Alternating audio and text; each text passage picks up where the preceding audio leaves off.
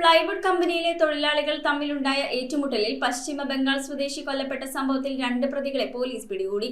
ഓടക്കാലി കോട്ടച്ചിറയിൽ നടന്ന ആക്രമണത്തിൽ കൊല്ലപ്പെട്ട പ്രഭാത് ചന്ദ്രയുടെ കൊലപാതകവുമായി ബന്ധപ്പെട്ട് അസം സ്വദേശികളാണ് അറസ്റ്റിലായത്. കുറുപ്പംപടി പോലീസ് അറസ്റ്റ് ചെയ്ത പ്രതികളെ കോടതിയിൽ ഹാജരാക്കി റിമാൻഡ് ചെയ്തു. അസം സ്വദേശി ദ്രോന്ദുമുഖ് പ്രജ്വൽ ബോറ, ലഖിംപൂർ സ്വദേശി ബബുൾ ബറാലി എന്നിവരാണ് കുറുപ്പംപടി പോലീസിന്റെ പിടിയിലായത്.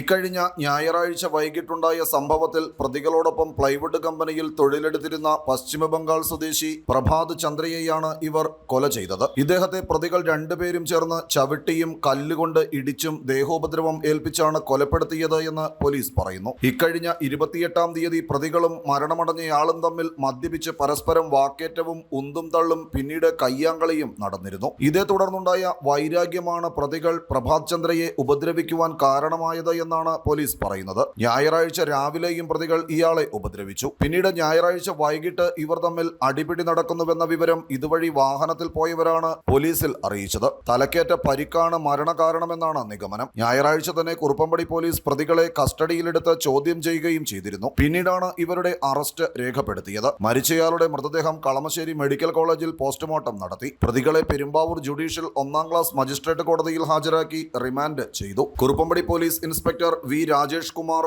SI ചിത്തുജി, സീനിയർ CPOമാരായ നൌഫൽ, അരുൺ കരുണൻ, CPOമാരായ രാമനാഥ്, ഗിരീഷ് രാജു, രജിത്ത് തുടങ്ങിയവർ അന്വേഷണ സംഘത്തിൽ ഉണ്ടായിരുന്നു. News bureau, Perumbavoor.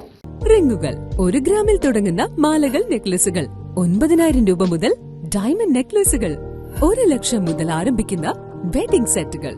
കൂടാതെ നിങ്ങളുടെ പഴയ സ്വർണത്തിന് ഏറ്റവും ഉയർന്ന മൂല്യവും. Maharaja gold and diamonds,